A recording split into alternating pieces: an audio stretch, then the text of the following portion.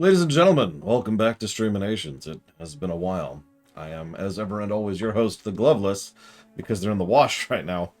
Low Runner, don't worry, the Gloves will be back next week. We are currently covering Season 1, Episode 1 of the show Justified, Fire in the Hole. Now, obviously, Justified being its own thing, I have no experience with this show. This is completely unknown to me. That's part of why we are 20 minutes late on the stream. That's my fault. I do apologize. I had to do a decent bit of research to try and figure out what was going on with a couple of things and try to get some behind the scenes. And ironically, didn't find a lot of behind the scenes information on the show itself. I was actually looking up some other unrelated stuff as we were going.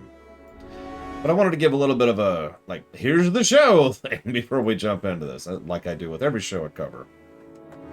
Now, what's funny about this one is usually when I'm covering a show, it's by my choice. There's actually only been 2 exceptions to that. This is one of them. But I at least had a pre-existing understanding, interactions, whatever you want to call that, with My Little Pony, thanks to my niece. This, I got nothing here. Although, I do want to share one other little side tidbit that you may or may not find amusing. As I was mentioning the fact that this show is coming up, and I've mentioned it to several of my friends and my brother-in-law, as well as my father-in-law and about 17 other people, every single one of them said the exact same thing. Oh, that show's so good. You gotta watch it. It's gonna be so great. You're gonna love it. And I'm like, okay, that's cool. But it's a cop procedural, right? And it's, oh, it's a cop procedural, but it's a Western. And I'm just like, okay. That sounds like 2 things I do not enjoy. I'm curious exactly what I'm going to think of this. But everyone wouldn't stop praising it, apparently. So I'm going to give one other little tidbit. I mentioned a tiny bit of behind the scenes. Justified was rather popular. Got some good ratings, got some good eyeballs, and a lot of people kept their eyes on it. In fact, the show was renewed several times for what at the time was considered a fairly good streak. And I mention all of that because it was a show that was considered financially successful, which is relevant because there's quite a few separate shows which have come out after Justified, which all were inspired to exist because Justified existed, because Justified did it first, right? Justified proved the format, and so other shows were like, oh, we got to do that. To use a very recent example, I forget the exact name of the show, but it's called Tulsa or something like that, starring Sylvester Stallone. That show has, the showrunners of that show have openly admitted that they were inspired by Justified in order to go ahead and do their little take on things. And I have to admit, if you asked me before watching the episode what I thought of it, like of the premise, I'm like, okay. I mean, it sounds neat. Now, having seen it in action, this is a great idea. And Tulsa King, I think you're right, Loner. I think that's it. This is a great idea, and I think the reason why is something that I've only encountered a few times historically. It's when you take a story type or a genre of one that kind of thing, and you layer another story genre on top of it in order to try and showcase it in a different light. Making it be seen through a different lens changes what we're getting. I actually mentioned something like this not too long ago when we were streaming Stardew, just in one of our random conversations, but it's easy to name another example of this because you've probably heard of Firefly, which is a science fiction action show done from the perspective of a Western. There's other examples of this too. But what's funny is you're probably thinking, well, if that's such a proven formula, why don't more people do it? Because it's hard to do. This is one of those things, high risk, high reward. You pull it off, it looks great. You fail, it flounders really badly. I could name some examples of some things that have floundered in this and failed at this, but I'm sure you can think of a couple right now off the top of your head without me having to prompt you. Really quick, we are recording this on New Year's Eve, so I do want to say Happy New Year's Eve to everybody who is here live. All 5 of you. I imagine we'll have somewhat smaller numbers, but if I could at least get some awareness of this show, that'd be cool, because I'm just going to give you a spoiler right now. I actually really liked this episode. This is starting very strong. And if the rest of Season 1, we are only covering Season 1 over the next 13 weeks, is this good, I'm probably going to be enjoying this show quite a bit. But anyways... So, the show justified its existence, wink wink, and we jump into it. There is one other thing I'll mention later, because it's actually funny, I pulled this episode out and it just says pilot, and I'm like, what? Why is it called Pilot? It's not actually called Pilot. It's called Fire in the Hole. But I had to go look that up separately in order to figure that out. There's... For a show that's as popular and did as well as it is, there's a frustratingly small amount of information and research materials on this show. So I'm going to be kind of running blind more than my usual. Generally, when I cover a show, I have access to a wealth of materials and books and knowledge. I've literally still got some of the Star Trek books right here that I was using to research for some of that stuff. Here, I've got a couple of pages on one wiki, and that's kind of it. So bear with me. Now, for those of you who have never joined us for the Streaminations, because My Little Pony wasn't your thing, the format is actually very simple. Saturday mornings, I wake up a little bit earlier than usual, and I sit down and I watch the episode in question. We slot out 44 minutes every Saturday. That means either 2 22-minute episodes or 1 44-minute episode, as is relevant, because the overwhelming majority of television, even in the modern streaming era, tends to slot itself into either the 2 littles or the 1 big slot. This has been the format for literally decades, and will probably continue to be so for a long time hence. Occasionally they go a little overboard. This episode was actually 52, I want to say, minutes long, which is part of the reason we were late. But in general, that's going to be the format. If there is 1 big episode, I'll watch it, then I'll sit here right after. Like, as soon as I finish the episode, I hit go on the stream and we start chatting about it. You're welcome to join us for chatting about it. Maybe you watch it the same morning like I do. Maybe you watch it the previous night. It's up to you. It's kind of how whatever your preference is on that one. Or you can just join us to hang, although I do want to keep off-topic chat on camera to a minimum for Streaminations, because we're trying to stay focused for these. You're welcome to discuss the episode and the show, of course, but that's it. Having said all that, if you're probably wondering, just for the sake of completion, what happens if we have 2 22s? What happens then is I watch the episode, we talk about it, then I watch the next episode, and then we talk about it, which means that actually kind of gets elongated a little bit differently. That's the Streaminations format. These VODs will, of course, go live on YouTube, and they will not start going live until March. I'll go ahead and give that away right now, because they're going to be going live in the place of the existing Enterprise and TAS episodes, which are currently going live Mondays and Tuesdays. The first scene in this episode is a masterclass in establishing tension. We've got Timmy Oliphant, who is playing Raylan. I'm gonna have to get used to these names at some point. And he starts off rather casual with a relatively loose vibe to his body language. Plops down and talks to the guy. The other guy, Thomas Buckley, he tries multiple times to retain control of the conversation. It's going to be a bit of a running theme in this episode. He starts off friendly, right? He does one of the most common tricks that exists for human conversation. He talks about food. If you're paying attention, I talk about food all the time when it comes to trying to relate things, because food is one of the few universal human constants. And even if you don't like a particular meal, you understand the concept of a good meal, right? So it's a good way to establish an immediate, even if in an outlier, connecting point with a person, which you can then use to try and be a little bit more friendly and a little bit more tightly interact with someone. So cool, that tracks. So he starts talking about food, trying to establish some kind of rapport. Doesn't really work out.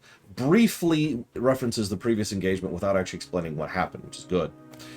Then, about halfway through, the killing is mentioned. And I was keeping track, by the way. He says, you've got 2 minutes. The scene is like 2 minutes and 10 seconds long. So, yeah, that tracks. So about a minute in, he starts referencing the previous engagement. And at this point, the other gentleman is starting to get more and more flustered as he's trying, once again, to regain control of this conversation. It's like, I let you live. Isn't that worth something? I let you live. Surely that you're coming up here and doing this. We could just sit and chill. We could just eat. And then it cuts back to Timmy Oliphant's character, Raylan. Raylan, by contrast, this entire scene has been getting slowly more and more. The word I want to use is cold. Another good word would be focused. You could tell that he's kind of honing in a little bit more and more and paying very, very careful attention to whatever's happening in front of him. In a manner that makes sense, because he's expecting the guy to fricking pull a gun on him.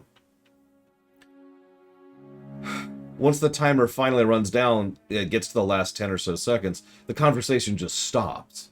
And at this point, it's just the two of them staring at each other until finally the gunman actually pulls his gun and Raylan shoots him.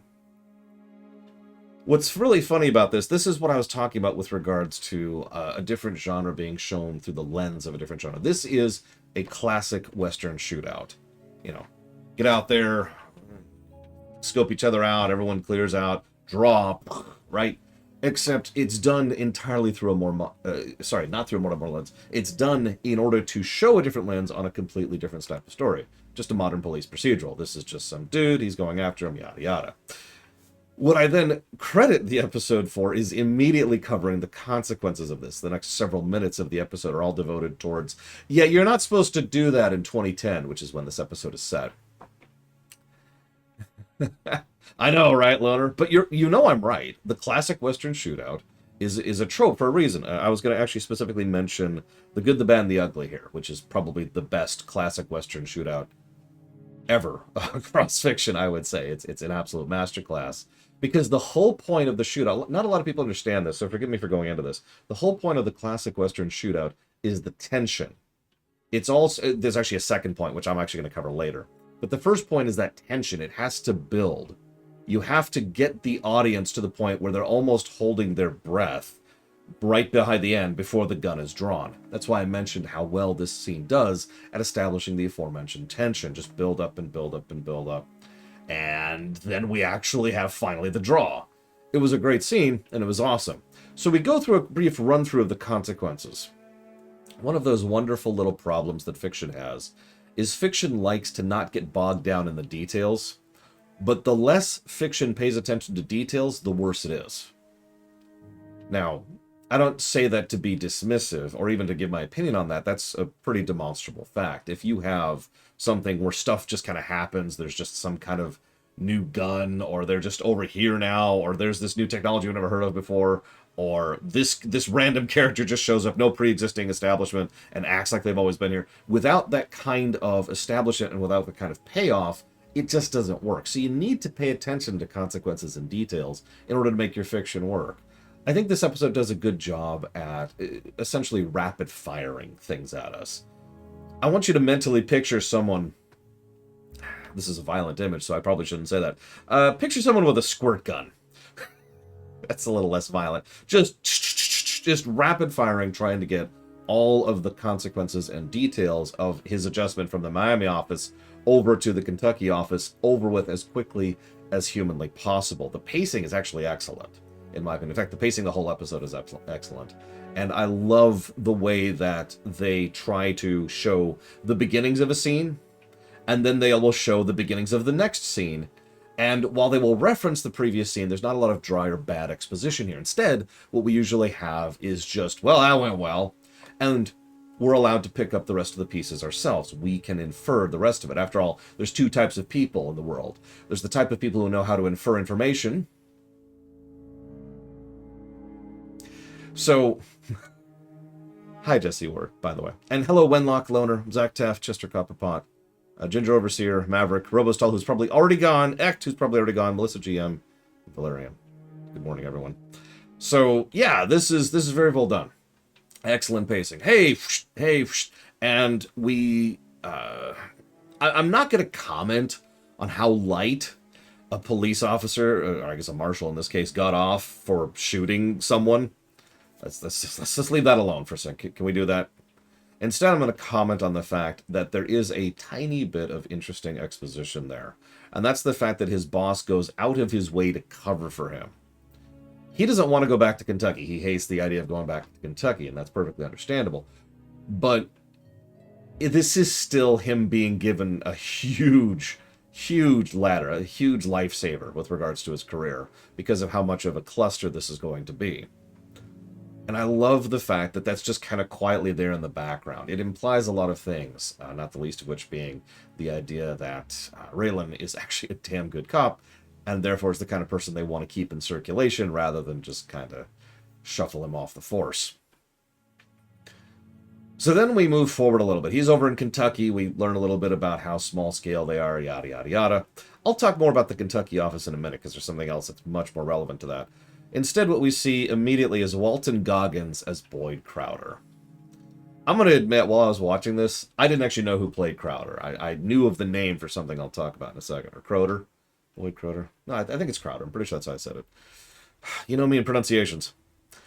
I didn't know the actor who played him. And so when I see him, I'm just like, oh, dude. Walton Goggins is one of those actors which I don't see him very often, but every time I do, it's good. Especially, I can name a couple of examples. Hateful Eight comes to mind immediately, and of course, Ant-Man 2. But I see him, and he's just a treat. He knows what he's doing, and he's great. I'll come back to how awesome he is twice in the future. But anyway, so Crowder is then immediately established in contrast to the other dude the guy ends up shooting. So what he does is he looks at the situation and says, we can't do that. Don't worry, we'll figure something else out. So he goes and he blows up a church with a rocket launcher. Looks like a simple bazooka tube. I'm not actually 100% sure about that, but what I do know is that helps to establish him very, very quickly as a character. Just walks up, gives one verbal warning, and then fires a missile into a church. Now, as we will develop throughout the course of the episode, there are other layers going on here. But that establishes his character very efficiently and very cleanly. Okay, that definitely says a lot. Immediately after this, we find out he's working with some people who have a lot of Nazi imagery around. This is the worst part of this song to be playing for this. And he doesn't feel all that well about this other guy, the guy who's been driving around. So he shoots him in the back of the head. Now, a tiny little detail I want to mention is that Crowder is paying attention to details. This is a tiny thing, but it helps to establish that he's not just a thug, that he is willing to outthink his situation and outmaneuver it. Little details about the fact that the guy doesn't have ink, or that he keeps scratching a skull, both kind of get across the idea that he's putting pieces together. Now, those pieces may or may not be there. We will never know, because he decided to just shoot the guy. He wanted to just stay on top of that for whatever possible reason.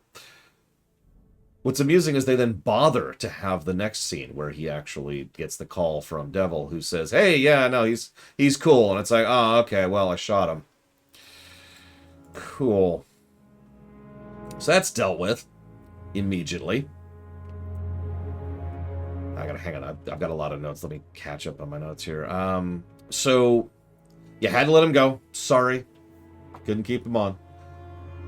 There's a very brief scene, which I like mostly because of its brevity and how much it says without saying anything.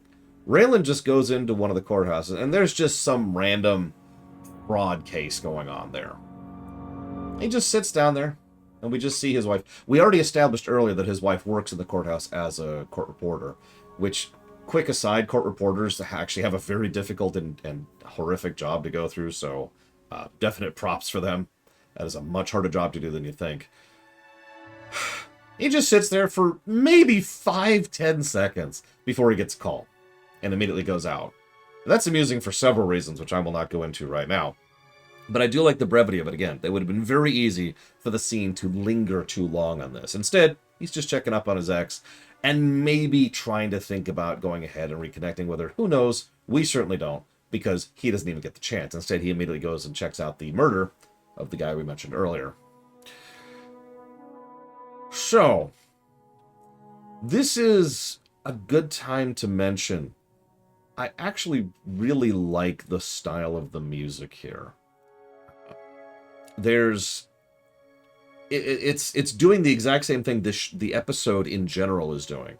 It's not Western, it's actually other genres of music done with Western instruments, or conversely, in Western style. Using, God, I don't want to get into it. There's all kinds of formulas and patterns to how music genres work. So you can, for example, take just about any song of any genre and turn it into another genre if you just change up the time or change up the pitch, for example. You can also try to shift something from, I can't think of the terminology. I'm so bad with this. You could shift something's tone with regards to just adjusting the music slightly. All you have to do is move the chord up or down, stuff like that, right? Yeah, exactly, Jesse Ward. You get it. So there's a lot of ways to do it, and they do a lot of that here, and they do both, too. Western in different style, and different genre in Western style, and I actually really like that. Either way, we're about 17 minutes in, and this is the first bit of real establishment we've had for a character. If you paid attention, Raylan has just been kind of moving through the scenes. Not a lot of character focus on him, which is fine. It helps the pacing. But 17 minutes into a 52-minute episode, he starts actually showcasing a little bit of his personality.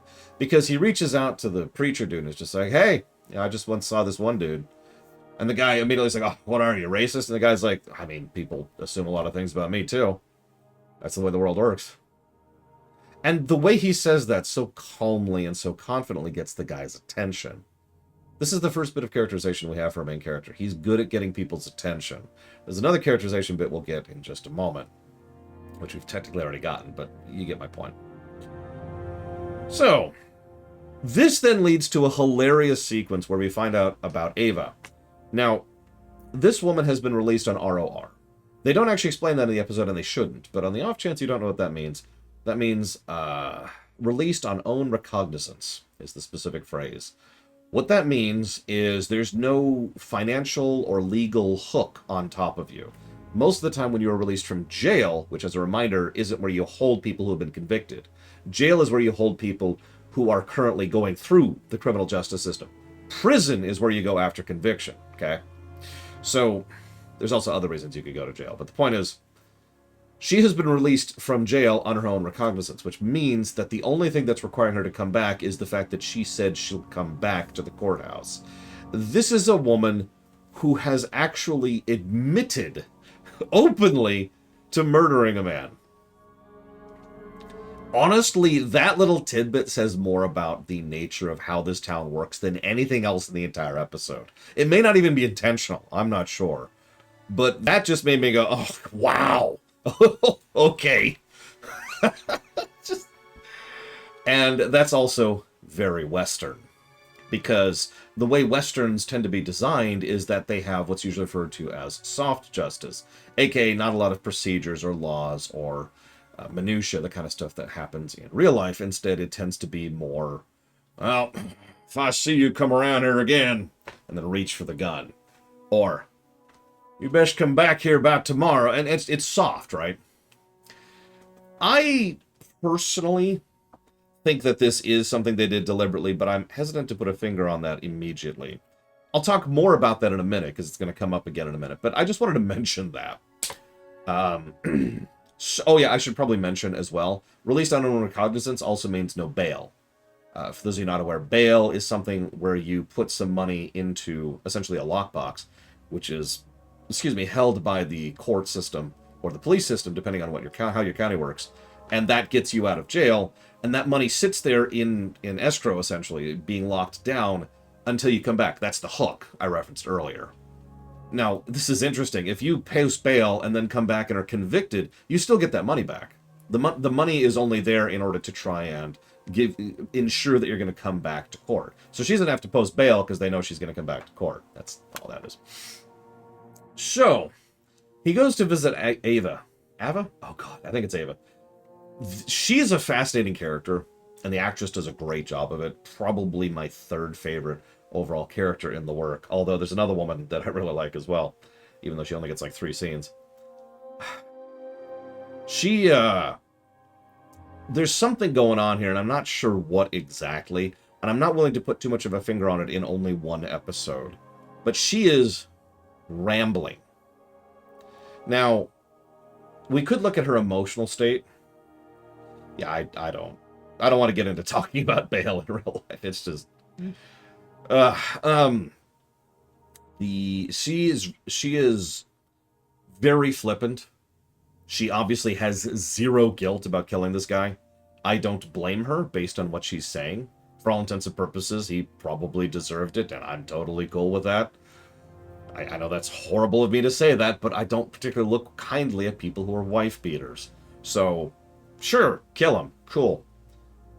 But the thing I wanted to mention is not her emotional state, it's the rambling. She's all over the place. And Jesse Ward gets there before me, of course. Jesse Ward apparently just wants to supplant all my commentary for this episode. Since we're finally covering Justified. I know it's been a few months. She cannot stay on a single thread. It's one of the reasons I give so much praise to the actress. It's harder than it sounds to act that unfocused.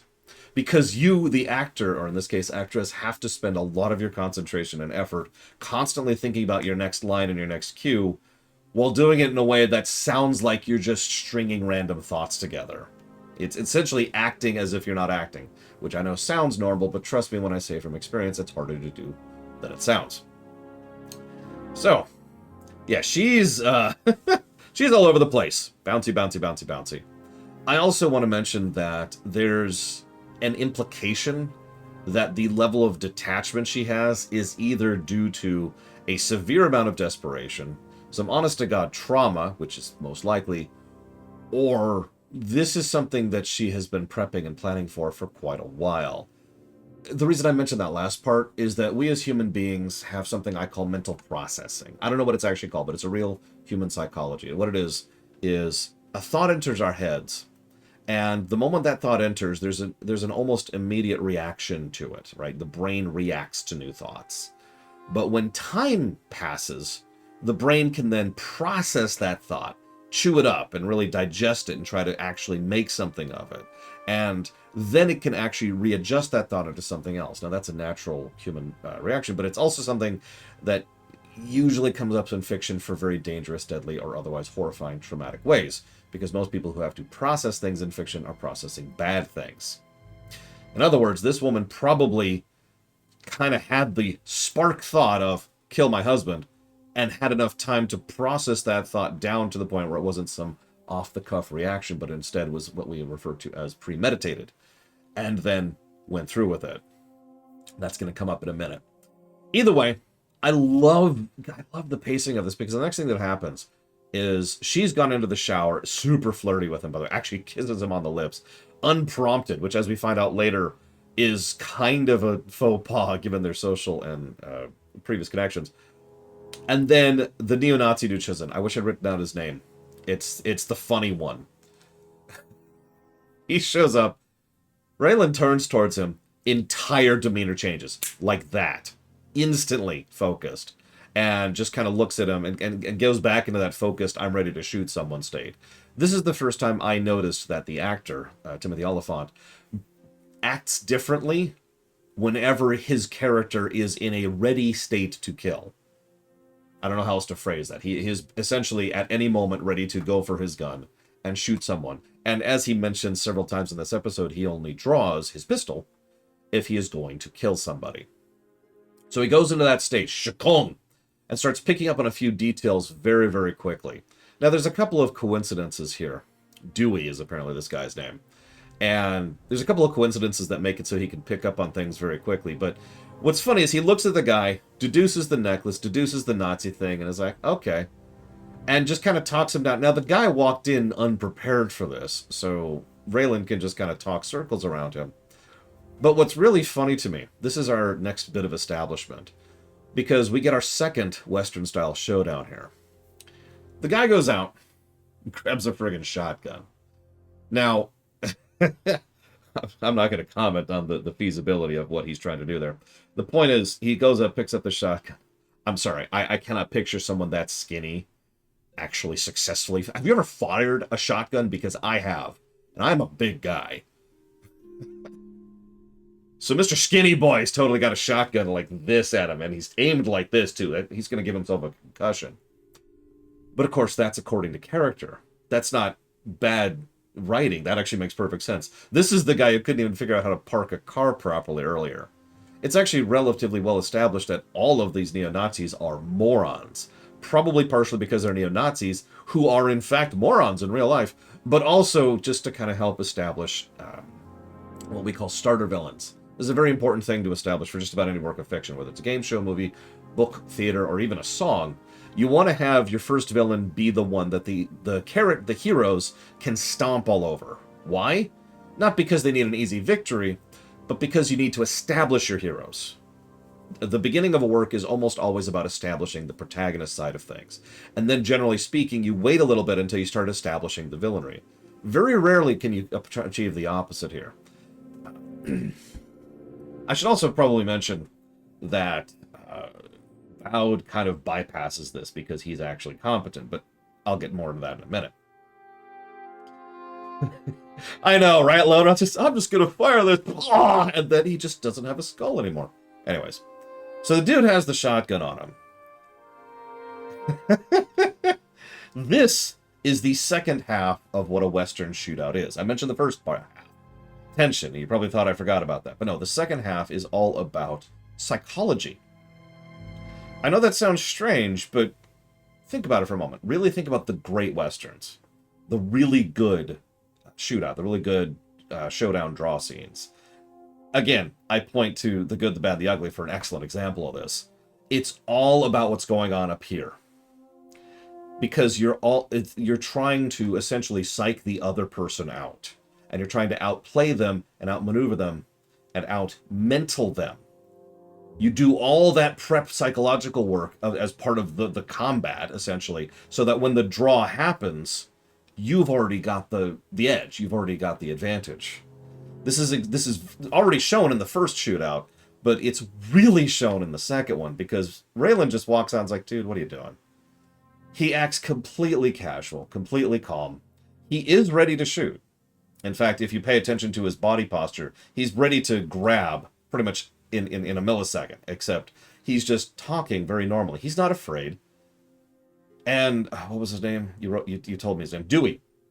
Dewey's thrown by this. Makes sense. One of the easiest ways to throw someone is if they think they have the advantage, and then you act in a way that is contrary to what they expect. If someone's got a shotgun on you, I'll just use the direct example, and you're just flippant about it, it's going to throw them, which is exactly does to Dewey. He's just like, what are you doing? Why are you talking about this? And then you start to see, credit to Dewey's actor, you start to see him kind of freak out a little bit as he's like, why is this guy not scared of me? What does he know that I don't know? And then when he gets into that emotional state, that's when Raylan hits him with the metaphorical gunshot. Do you think you can lock the shell before I've shot you? At that point, Dewey gets a lot more tense and stops talking and starts shaking a little bit. Raylan waits for a moment, makes sure that shot hit, the psychological shot hit, then just walks up and takes the shotgun. Like, okay, I won this one. Didn't have to kill anybody. And this is the second major bit of characterization for Raylan. He likes to be in charge of the situation. I'm going to call it dominance, because that's what I wrote down in my notes constantly. He likes to retain a degree of dominance over a scenario. Whatever that scenario is. In this situation, he was completely on top of things and retained that, thanks to his skills and thanks to his knowledge. And every time it starts to slip, even a little bit, he immediately comes right back down and hard. Even if it's just something he says, or something that he the way he looks, the way he holds himself, or physical action. The most obvious example of that is when he literally slams Dewey's head into the wheel. And Dewey's just like, oh, yeah. So he's maintaining dominance the entire time. This leads us next to our major theme between Boyd and Raylan, because both of them do this. Both of them repeatedly showcase the fact that they not only like to maintain dominance of a situation, but they're very good at reestablishing it if they're seemingly on the back foot. The two most obvious examples of that are having the shotgun pointed at Raylan and being called in front of I forget what it's called, the cop line, the lineup, when the preacher's called in to testify, or not to testify, to finger someone, to finger him. Both of those were them being on the back foot and working their way through the situation in order to reestablish their dominance over said situation. That's funny, Jesse Ward. And that makes sense. You're absolutely right. Boyd is constantly trying to stay on top of things, but I'll get more to that in a minute. I know I've said that a lot, but hey, I've kept it up so far. So this then gets to... I've got a lot of notes for this episode. This is a good episode. Lot of stuff to cover. This is a good time to mention that Raylan has a mask on almost constantly. I would say he only loses the mask every time he's in that kill mode that I've mentioned earlier. And the mask is just kind of this light, I shouldn't say that. What is probably a convincing smile. But speaking as someone who has studied acting as well as humans for most of my life, no, that's a very fake smile. That is a giant neon sign to me that says this is someone who is covering up something. Now, they don't really pay that off throughout the course of this episode, nor should they. This is just episode 1 after all. But that is a constant feature of his, and features throughout the entire episode. The only time he loses that is twice. Once when he's, sorry, under 2 circumstances. Once when he's in kill mode, and once at the penultimate episode, which I'll talk about in a minute. So, he goes and just walks up to the church. This is about halfway through. And this is a very, very well constructed story. The structure here is perfect, because we spent the first half of the episode bouncing back and forth between Boyd and Raylan and establishing both. Now the two meet. And the two gel almost perfectly. The two actors have wonderful chemistry to each other. But the way that they both operate so neatly fits each other, it's kind of hysterical. First thing they do, very, very first thing they do, big ol' arm, just big ol' hug. Hey, what's going on? How are things? Not typical for this kind of a situation. Probably completely throws Devil. Boyd also immediately establishes dominance over Devil. Devil's like, oh, I'm going to kill him. And Boyd's like, no, go away. We're going to have a drink. Oh, no, it is. It is very Xavier and Magneto, which is funny because those two were very good friends, too. So they big hug, and they go and they start chatting. Quick aside, they pour a jar of what is most likely water in real life, but it's extremely clear liquid. My first thought is, oh God, that's got to be some really high proof. And sure enough, the first thing that happens is Raylan can barely stomach it. Good afternoon, Dark Day. So now we frame the scene. This is brilliant, because Boyd is trying to retain his position over Raylan, trying to actually recruit Raylan for all intents and purposes. And Raylan allows himself to be perceived in a weaker state. Not a lot of people pay attention to the tiny details of cinematography. It's something that's been a big hobby of mine the last few years, and something I've been studying more as I've started getting more into making my own stuff. Framing, blocking, and positioning are all really important things. And I won't go piece by piece. It'd probably take me like 10 minutes to do. All you need to know for the significance of this is Raylan sits down in the pew in front of Boyd. So he's got his back to him. That is a huge moment here. And the camera stays back here to make sure that we are seeing both characters framed in exactly the right angle we need to. We've got the protagonist-antagonist and the antagonist-protagonist from both angles. And Boyd recognizing, obviously because he's smart, that Raylan is essentially showing his back to him as a sign of dominance. In other words, if I have to explain this, I don't need to be afraid of you, so I don't need to be cautious around you, is what he's doing here. So then Boyd's like, oh, I'm going to talk up all this nonsense. Side note. So this is actually really funny to me, because this is one of those funny things about fiction. Not everyone, there's what you write down on the script is not always what translates onto the screen. And it's one of the reasons I usually discuss intent and the mentality of the writers, the directors, and the actors when it comes to discussing shows. We've discussed this all the time in Star Trek. Probably the most famous example is how Dukat was being differently interpreted by different creators across the course of DS9, which is why he's such an inconsistent character across DS9. In this case, the intent of the original work, the original short story that this is based off of, is that Raylan is a neo-Nazi and he's a racist, Rule Zero violator, to put it as bluntly as I can. But the actor, Goggin, he couldn't really do, he couldn't really do the dialogue. He was actually having trouble saying such, horrific things from from legitimacy. He couldn't sound legit about it. So Timothy Olyphant kind of ran with this, and this kind of ended up becoming part of the episode. Like, oh no, because at this point Boyd is like, there's these mud people and the Jews, and then Raylan's just like, I'm sorry, what? And he treats it like the nonsense it is. The difference is, instead of the intent on the page, which was that Boyd is a horrible human being, the intent here is that he's just a guy who likes to blow stuff up and likes to get paid for it. He's running with this crowd because it gets him what he wants. And that is a necessary layer to the character, if I might be so bold. If this guy was a legitimate neo-Nazi, there's not a lot of sympathy or audience enjoyability from someone that disgusting. So, what we have done now, unintentionally, is created a separation between how horrible that is and the fact that, you know, and the character, and the character of Boyd. Hi, Dream Whisperer. So, both of them are like, okay. This leads to some other good pacing, and this is when he goes for the lineup. I already mentioned this. Boyd absolutely was just trying to reestablish dominance. Cool scene. Absolutely cool stuff. Wanted to tout it over him. Yada, yada, yada. Now, I gotta pause for just a moment. Ping to you, Flagand. Happy New Year's. Or New Year's Eve, I guess. I gotta pause for a moment to discuss something. I actually stopped and actually did a little research just to make sure I wasn't wrong here, because you know me. So Ava mentions that her lawyer is talking to the prosecutor to get a plea.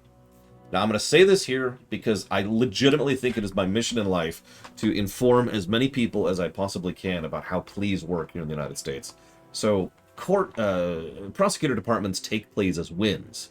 Wins mean more budget for them. Ergo, prosecutors' departments want as many wins as possible. Okay, that's the base bones. That's the bedrock of this whole situation. So they tend to offer pleas even when, in basically every situation, they've got templated pleas, for God's sakes. Like, okay, we'll give you this, or we'll put it down to this, or whatever. And they tend to just hand those out like candy. If you feel like you actually have a case there, don't take the plea, is pretty much the advice I would give, although, of course, I am not a lawyer. What I am is someone who studied a whole lot of criminal law, which brings me to my immediate next point. Her plea is pulling her down to manslaughter, which will involve no prison time. What?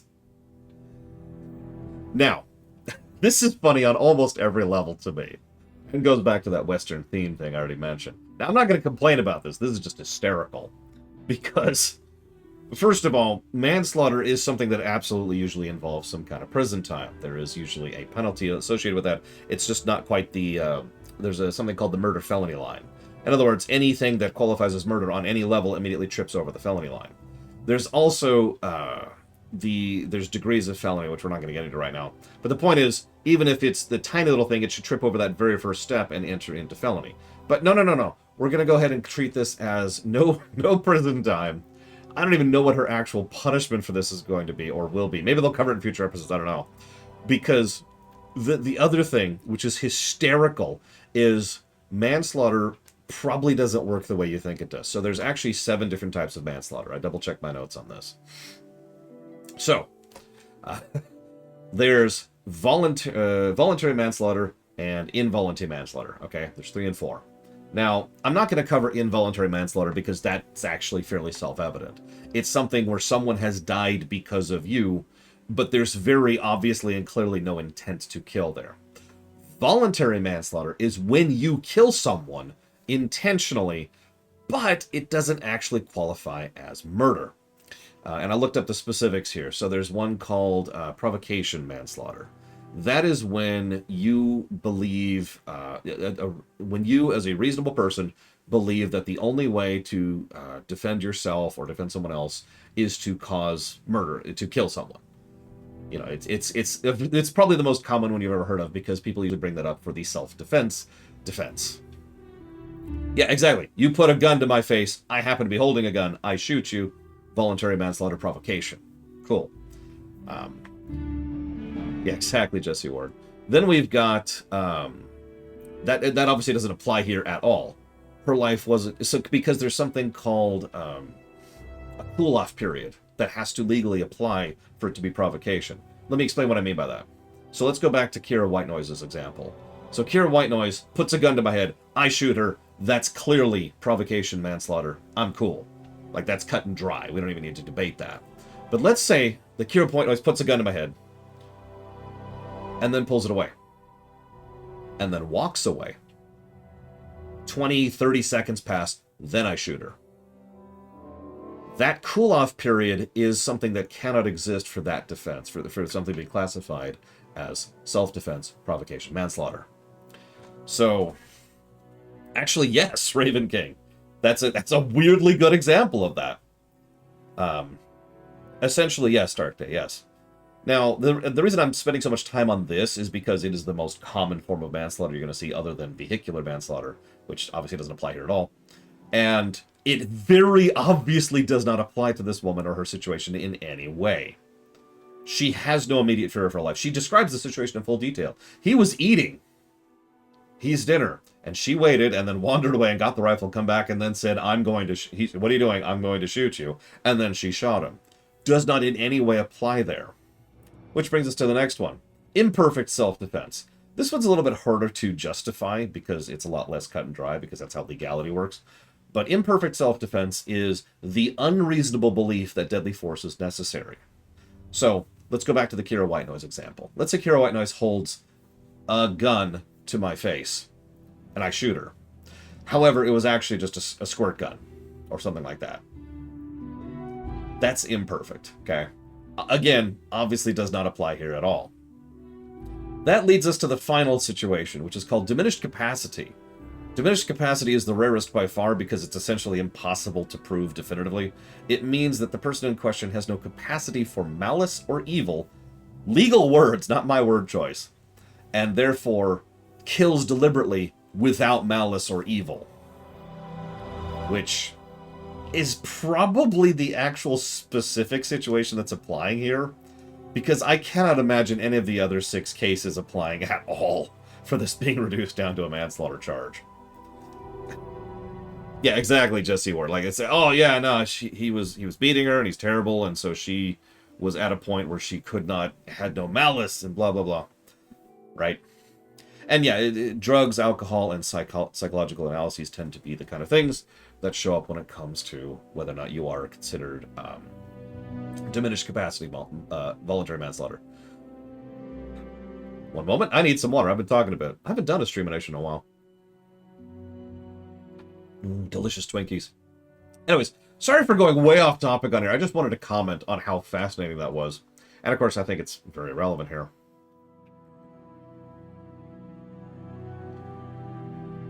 That is possibly true, Loner, although part of the problem with everything I just mentioned is what I just mentioned is the stuff that qualifies federally here in the States. Now, there's 2 provisos there. 1, other countries work differently, and 2, counties can sometimes have their own little addendums to that, because most legal stuff within the United States actually operates at the county level. That's the primary unit. So, anyways, the Jack the Ripper murders are murders. Actually, those would specifically be first-degree premeditated, I believe. Although there's actually more adjectives on top of that I don't remember off the top of my head. Anyways, so finally, so she kills him. Cool. Now, I was doing so much research for this, and I was running so far behind that I just kind of let the episode run, so I don't have a lot of notes for the next section. But I do love how what we see is your typical Yu-Gi-Oh thing in its own way. Well, she's here, and we're watching them, and they're watching us, and we're also watching them, and she's over here, and he's over there, and he's over here. And everyone's just kind of watching each other as they're all just kind of doing a standoff. And if you're paying attention, this is yet another variant of the Western standoff. It's not quite full tilt, because it gets resolved in a very unusual thing. But yeah, everyone's watching each other, and everyone knows everyone's watching each other, so there's that tension that's being built up. Then Ava calls, credit to Raylan, he picks up instantly that something's wrong. It's like, okay. In fact, specifically mentions the gun to the head, which is, if you ever wonder why I keep using the phrase gun to the head, that's actually a legal term. You put a gun to my head, I have to make a choice. It's because gun to the head is a shorthand for a specific legal status, aka you are being coerced through deadly violence or threat of deadly violence in order to take an action, and that changes how things apply legally. So he mentions, okay, I'm not saying there's a gun to her head, but notice also when he goes over to visit her, the first thing he says is, I don't need to hear anything. Quick aside, I like that because what he's essentially saying is, shut up.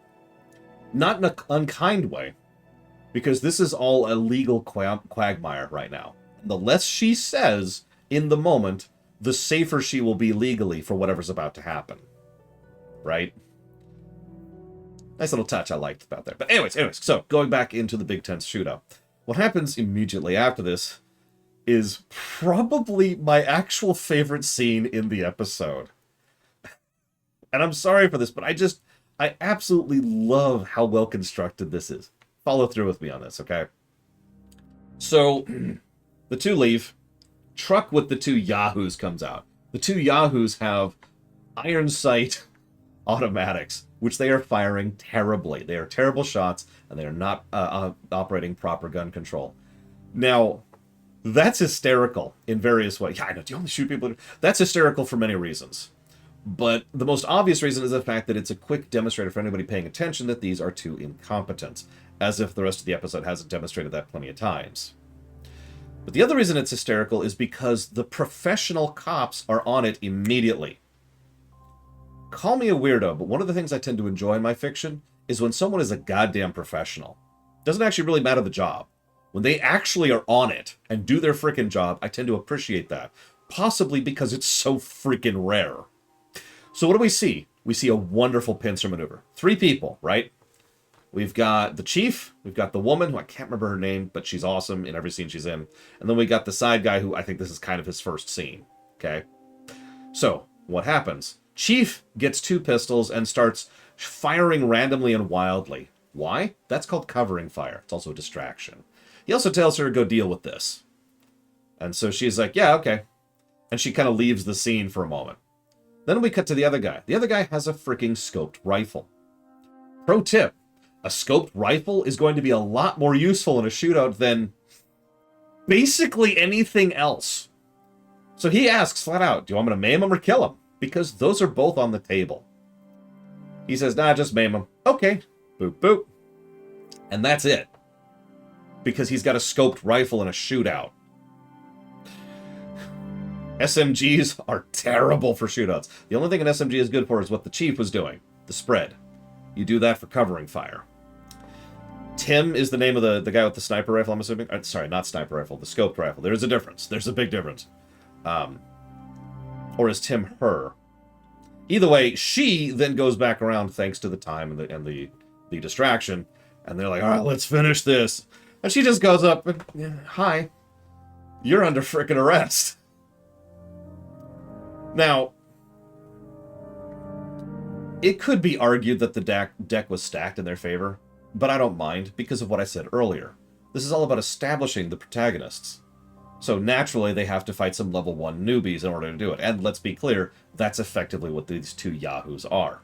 Level 1 newbies. Speaking of level 1 newbies, we then cut to the other duo who are following Raylan.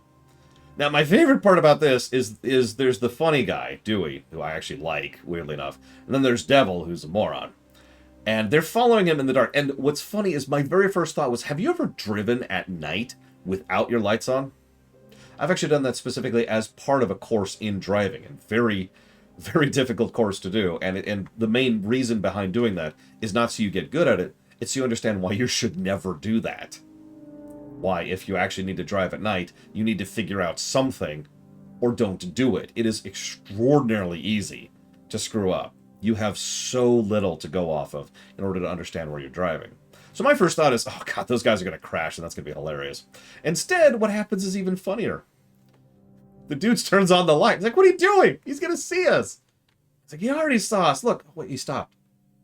Where is he? I don't know. Maybe he's going to sneak up on him? No, he's not going to sneak up on him. And it just cuts to Raylan right there at the door, like, hi.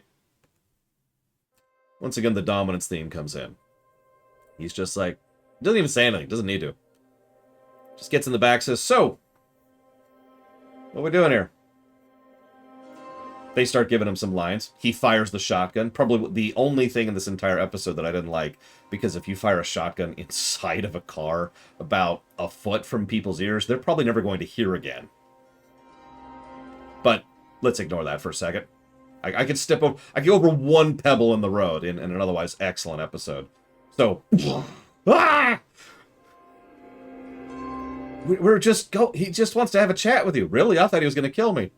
Well, if you knew that, why'd you ask us? Cuff yourselves.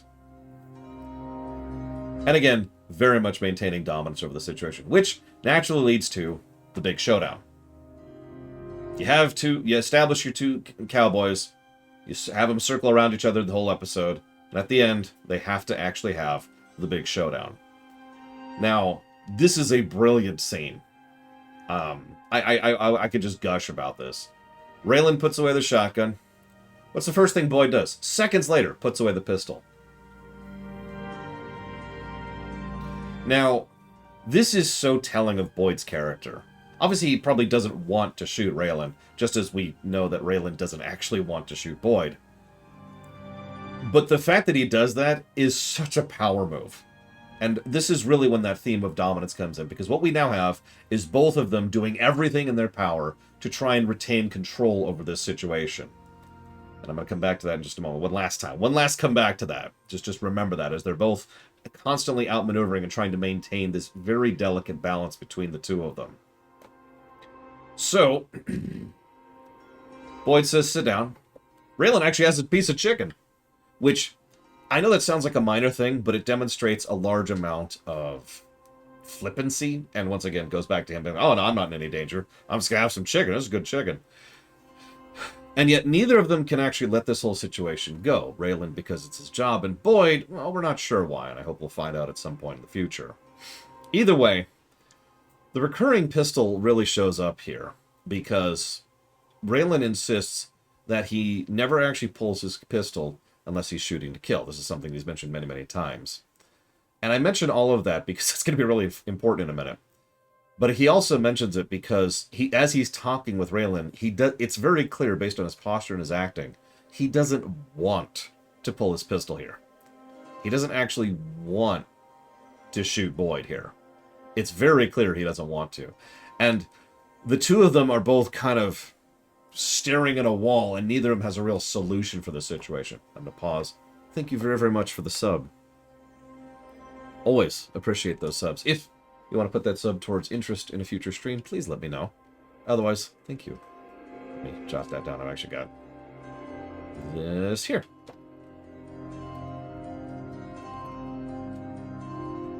So, they're dancing around each other. Both of them are establishing dominance. There's all sorts of tiny little details. Well, thank you very much. I do appreciate it, muchly. You're welcome to hang out and chat. You're also welcome to hang out and lurk. We're cool with everybody. Within reason.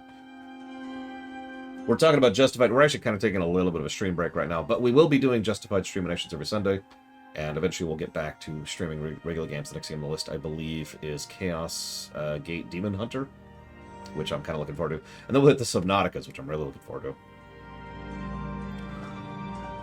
So, this is... What I find most funny about this is, I think I've already mentioned this, but in case I did, I don't think I actually did mention this. Did I say Sunday? I meant Saturday. Sorry, we used to do Streaminations on Sundays. Whatever the day is currently. Guess we're currently doing a Streamination. Originally, so this episode is based on a short story. And in the short story, Raylan kills Boyd. Yeah, it's clearly a Tuesday. The reason I mention that is because that's how they shot it. And if you pay attention to the scene, you could see it. He goes for the gun. He never pulls his pistol except to kill. Shoots to kill. And Boyd, and what's funny is the tension of this. I need to talk about this. Because the tension of this scene is fantastic. But I'm going to come back to that tension. Let's just save that for just a second here. He shoots him. He goes down. Oh my gosh, I'm sorry. Shot at the coal mine. You know, we used to mine coal together. That says so much. It says so much without actually having to say anything at all. It's brilliant writing. We used to mine coal together. We used to dig coal together. Then we get the reshoots. Now, if you pay very careful attention, the reshoot is really small. It's the Chief and Goggins and Oliphant. And that's it. In one set with 3 cameras. I counted them. This is what we call a very cheap and easy reshoot. All they had to do is wait till night, go to the spot, set up 3 cameras, boom, boom, boom, done. Probably took less than 2 or 3 hours for a shoot. Very easy reshoot. I mention that because it's clear that's the only scene that's reshot. Everything else is played straight. You're probably thinking, well, what was reshot? Originally, Boyd was killed. But when they showed the pilot to everybody in the test audiences, including the executives, everyone said, why'd you kill him? do you mean? Dude, Boyd was awesome. Great actor, interesting character, and excellent chemistry with the main character. We can't kill him off! And now what's funny is, according to my research, this was the reaction of basically everybody. Not just the test audience, but actually the executives who make the decisions on these matters. So the actual money people agreed with the test audience and said, no, we're not killing him off. They might have agreed for the wrong reasons. There might have been a bit of Vegeta thing going in there. But they wanted to keep him around. So he lives. Why'd you miss? You know. And yeah, there's that one-off line they throw in to indicate, no, he's going to be fine. I just wanted to mention that in brief because I find that very amusing. But let's go ahead and bring this point back. The scene. Because what's really, really... I know, it's funny how much of this episode and apparently this show happened because of luck, essentially. But I'm getting off topic. So we've got the two standing off with each other. And if you pay attention, what they do here is brilliant. Because this is the big showdown. But there's no tension. Not really. This is just two guys chatting. There's no immediacy to the threat. Gun here, gun here. Neither of them are really in a position to start doing that draw, to get that build-up moment. You know the one. We actually talked about it because it's how the show started, is that build-up moment. But there's no build-up. It hasn't started yet. Then Ava comes in with a shotgun. The second that happens, everything changes. The dynamic of the scene completely shifts. That's when the tension starts, right there. She now has a shotgun, or actually a rifle, excuse me, aimed at Boyd. And you'll notice Timothy Oliphant, he goes into that kill mode. Did you catch that? His demeanor, his perspective, everything, instant change. Oh, God. And he's kind of at a side now, and everyone's just... And of course, Boyd does the same thing. Boyd, the first thing he does is he says, Ava, what are you doing? Because he's trying to establish dominance from a back foot, which is what he's been doing the entire show. Ava doesn't go for it. This is, in my opinion, the biggest theme of this particular episode. Because carefully constructed situations only need one tiny little thing. Okay, I guess this isn't a tiny thing. But they only need one thing to completely disrupt them. And if you pay attention, that's the recurring theme in every moment, in every character story, in every backstory, in the way the history has been developed for the Kentucky area, for the backstory that we're going to actually haven't even heard yet, but comes up in a minute. All it takes is one thing to completely throw everything out the window. And your carefully constructed scenario falls apart instantly. So Boyd tries to reestablish, fails immediately, and just kind of stops, goes quiet. And we have a very brief, but very tense showdown moment, as now Boyd realizes he has to be the one to pull. He wanted Raylan to be the one to pull. He wanted to retain that position. He wanted to be justified. But he can't now, because now he's got a gun shoved at his face. It's a brilliant scene. I love that scene so much. So then the episode kind of wraps up. Raylan goes to visit his ex. This is when we finally get the actual backstory that led up to the situation at the beginning of the episode. And he lays it all out. And again, this is where that theme comes up very quickly. Because everything in that initial scene went exactly according to plan. But there were at least 3 or 4 different ways it could have completely flopped if one thing went wrong. And he himself talks about the most obvious one. What would I have done if he didn't draw? If the guy didn't go for his gun, what would I have done? Because, if we're being honest, like really think about that for a second. If the guy he kept using that as defense over and over and over. It is one of his biggest legal defenses, so he is not guilty of murder. And of course, it is probably the thing that allows him to stay employed and not be thrown into prison. But if the guy hadn't drawn and just sat there and kept chatting and having food, then what? If the guy called his bluff, essentially. That's the fascinating thing about bluffs. Bluffs only work as long as the other person doesn't call them. That's why you have to work really, really hard. That's why bluffing is such an art. But of course, as he mentions, he's not even sure it was a bluff. And his ex calls him on that. Also, quick aside, the fact that he just sneaks into a room in the middle of the night, that's kind of weird. But you get the idea. Episode comes to a conclusion. and scene. Now, I don't know what to expect going forwards, but this was an excellent episode, which means we now have to start rating these. So, for those of you not aware, we have a system. I started using it in My Little Pony. It then applied to Enterprise, TOS, and TAS. I have not yet gone back retroactively to apply this to TNG, DS9, and Voyager. That'll probably happen at some point. The system is actually very simple, but it's designed to be quick and easy to understand. There are 7 qualification categories. It's specifically 7 so that there's a middle. The middle is, of course, yellow, average. So average episode, and then we go down. Average goes from yellow to green, which is below average, to blue, which is bad, to black, which is lamentation. This is obviously not black. We can also go up. We can go from yellow to orange, which is above average, up to red, which is great, and up to purple, which is the best. So we have to decide which color on this gradient this episode actually falls under. It did stumble, I'd say, twice overall, but, well, I usually like to stay quiet before giving my opinion and see what you all think before I just kind of start saying, here's what I think. Now, I should mention, this is just in my own qualifications. In order to qualify as black or purple, the bottom or the top, there needs to be a little extra something. An awful episode or a great episode are awful and great, but there needs to be that extra little oomph of either screw you or that's amazing. Usually something personal or something, just really, really terrible to actually push it into the 1 or the 7 category, black or purple. And I'm going to go ahead and say right now, I don't think this qualifies as a purple. It just doesn't have that extra oomph. But I have to admit, I could easily see this as a red. This is a very strong starting episode. Probably one of the best pilots I've seen at a show in a very long time.